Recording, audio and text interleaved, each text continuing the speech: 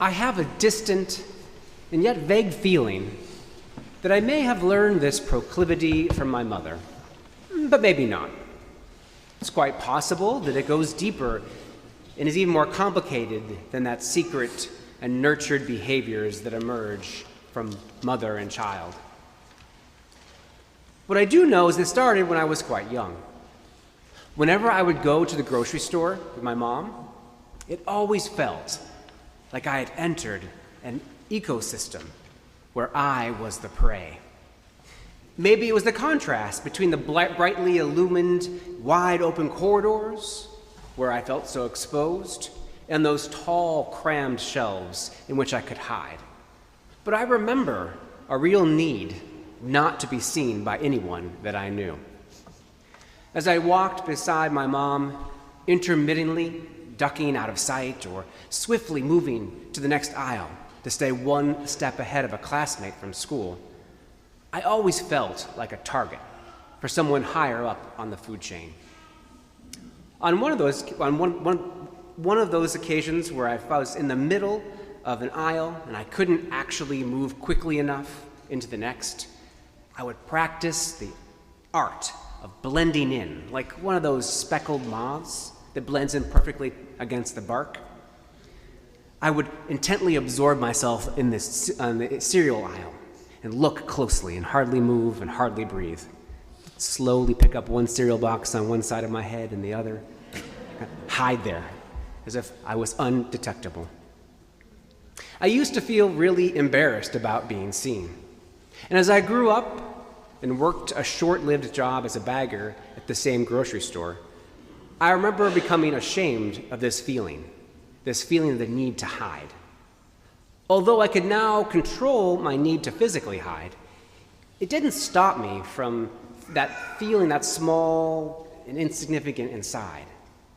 As I swiftly placed the bread at the bottom of the bag and put the tomato sauce on top, and like that freshly squished loaf of bread, I stuffed my feelings so deep that I couldn't have told you why I had quit this job.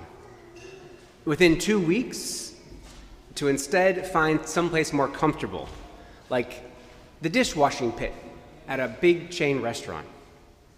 I wonder if you can relate. Have you ever felt the need to hide in plain sight? To make yourself so small so as not to be noticed? And after going to absurd lengths to avoid detection, have you ever felt that ball in the pit of your stomach growing, that feeling of shame? All of these feelings and memories came up when I was reading poet-philosopher David Whyte's book, Consolations, which is a meditation on the human experience through everyday words. When I got to the entry entitled Hiding, I found the old version of myself. Okay, who am I kidding? I found the present version of myself being described and quite visible in ink on the page. He writes this: hiding is a way of staying alive.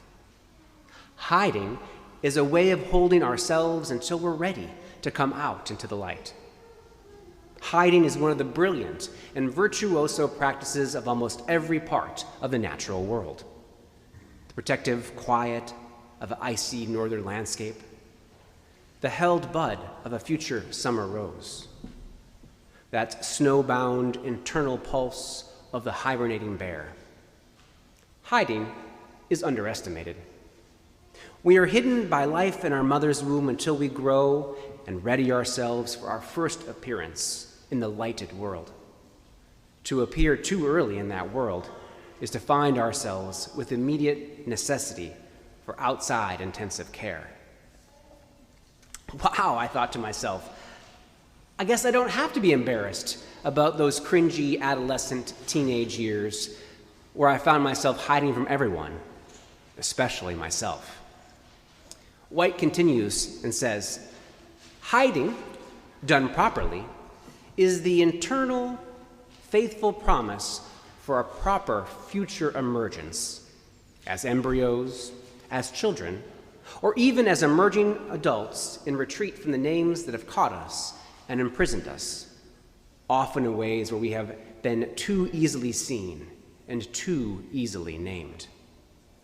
What is most real in us is almost always to begin with hidden, and does not want to be understood by the part of our mind that mistakenly thinks it knows what's happening.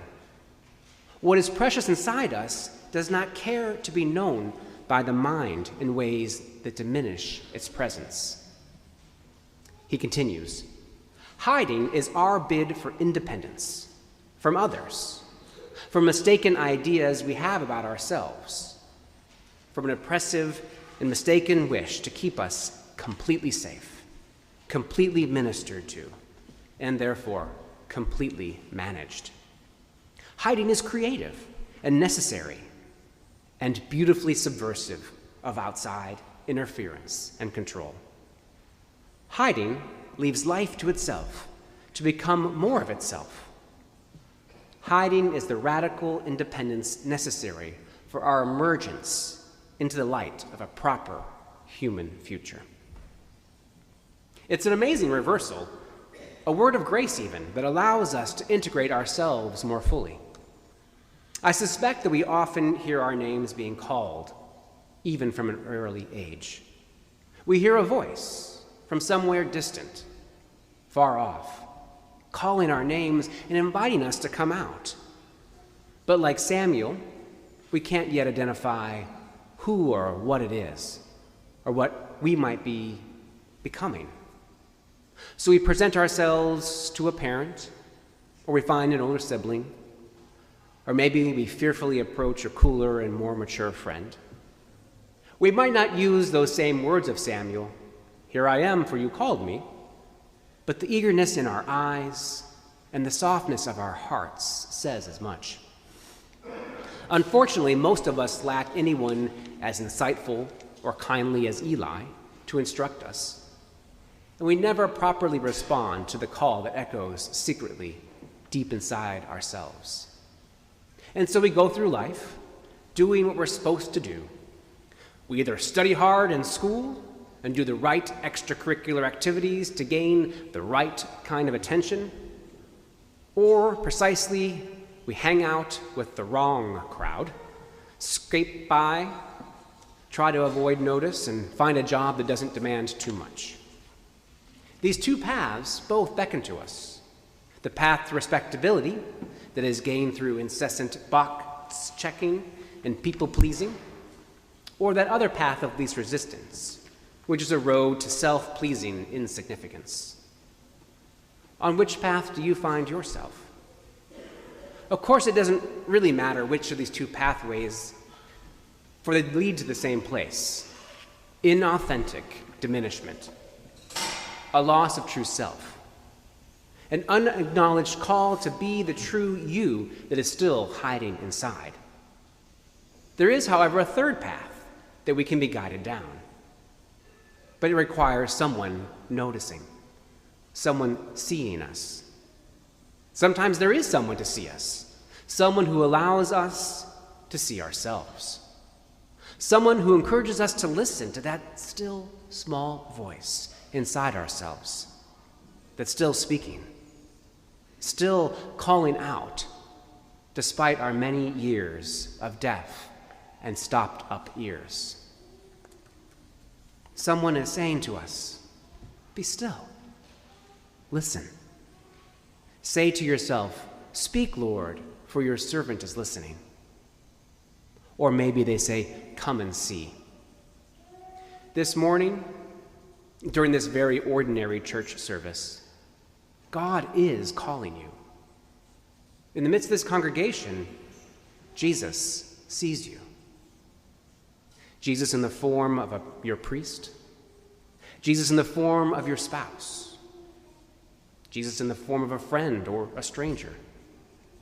Jesus sees you. The question is, will you allow yourself to be seen?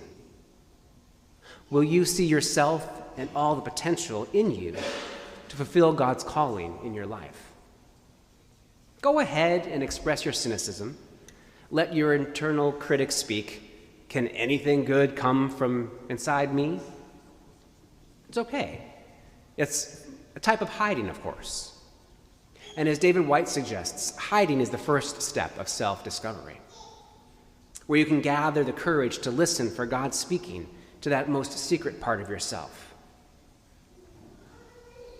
Like that's under that safe fig tree that we heard in the gospel. When you finally listen and you finally do allow yourself to be seen, you're ready to be led to your soul. This call to discover your soulful place in the world.